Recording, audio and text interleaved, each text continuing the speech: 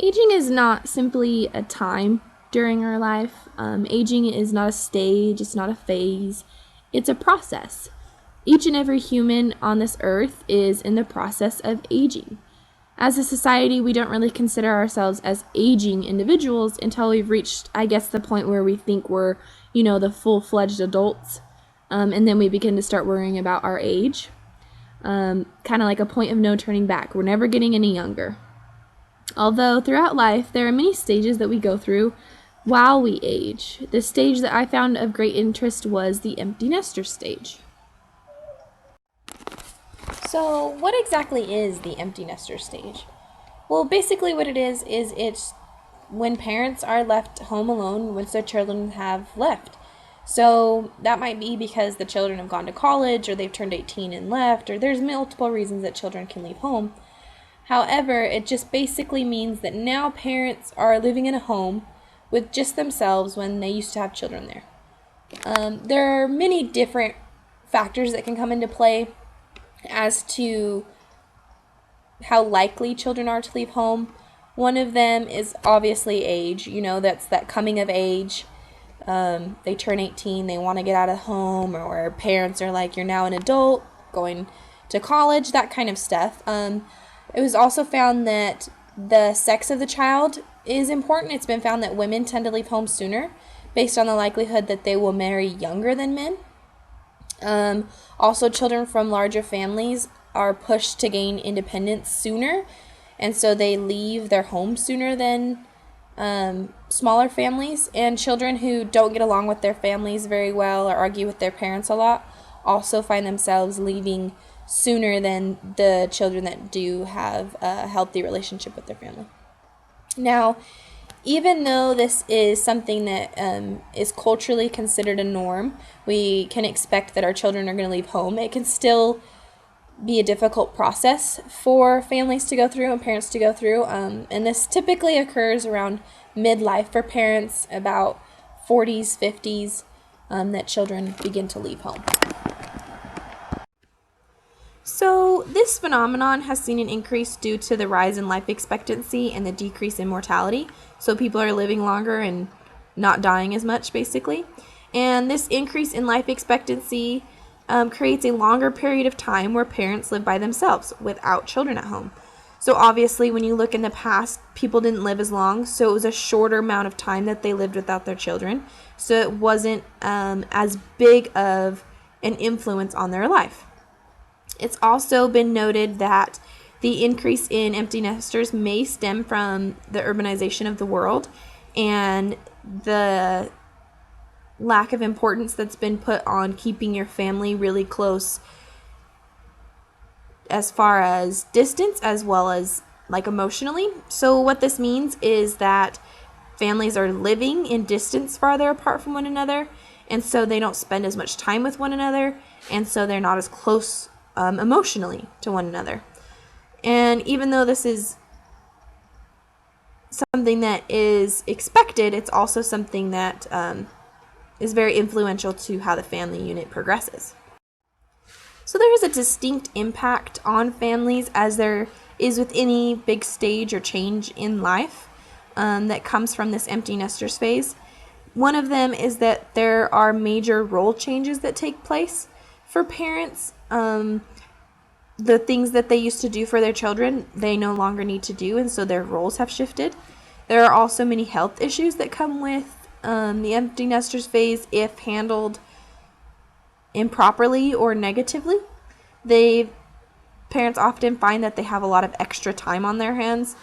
They've been putting a lot of their time obviously into their children, activities or helping them out with things, and now their time doesn't go to those things, so they have more of it. And there's also a great deal of social changes that take place in their lives also. There are definitely positives that have been recorded during the empty nesters phase for parents. The first and often noted one is role strain relief, which basically means now that they don't have to fall into those roles that they were carrying out as parents, they feel a great sense of relief. They no longer have to uphold that role in the family. they can relax and not worry about those jobs that they had to uphold due to that role.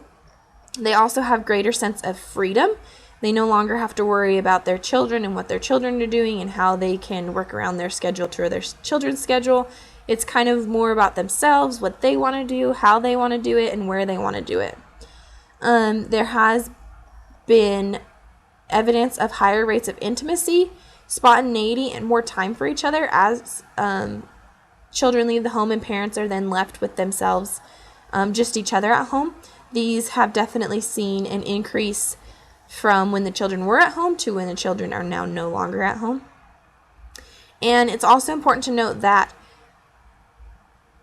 parents seek emotional support from their children more than they seek physical support from their children. So if a family is very differentiated and shows each other love and they're confident in their relationships, then parents don't mind the physical distance that they might receive when their children do leave home, as long as they still, feel that emotional connection and they don't have to worry about losing their children, so to speak. So there are definitely negatives that parents face during this empty nesters phase of their life, and that's what I'm going to focus on pretty much for the rest of this slideshow. The first is empty nest syndrome, which basically means that parents have a difficult time transitioning and adjusting to this change. They often experience grief or sadness or depression as a result of losing their responsibility and the roles that came with those responsibilities that they had when their children were at home. And so they can begin to feel negative feelings towards themselves, towards their children, and that can impact, their daily life. There's also what is known as role loss, which basically is the opposite of role strain relief. And role loss is that now they don't have those roles that they once had with their children at home, and so they're kind of at a loss of what to do with themselves. They no longer are that mother that wakes up at 6 a.m., wakes her kids up, makes their lunch, or that father that picks their kid up from school at 4 o'clock every single day. They now have to find different roles, and a lot of times they're unable to do so. They're at a loss. There's also significant evidence that those who experience empty nest, they can have chronic diseases and sickness like depression and be sick more often, have a lower immune system, things such as that can be related to the empty nest phase that they're going through. And they also face social challenges. They once, had their children that got them to be social and push them out of the house, but now their children are not there, and they don't have to go through with things that they once had to do with their children because they don't have them there. So they don't have necessarily functions to go to or friends to see, and so they can be socially challenged and experience a significant effect in that area of their life as well. So what are these parents supposed to do during this time? Let's say they are experiencing negative results since their children have left home. In this phase of their life, they're just not handling it very well. What are they supposed to do? There are many things out there. Couples therapy, marital and relationship education, hope-focused counseling, and Bohemian therapy are just 4 that I'm going to discuss, but there are many options for them out there. It's important that they seek out help, because when difficulties come about, spouses can exhibit illogical beliefs, disproportionately high demands for each other, neediness, impatient, disaster generating, damnation, just tons of things towards one another that can destroy their relationship kind of from the inside out and can lead to marital strain.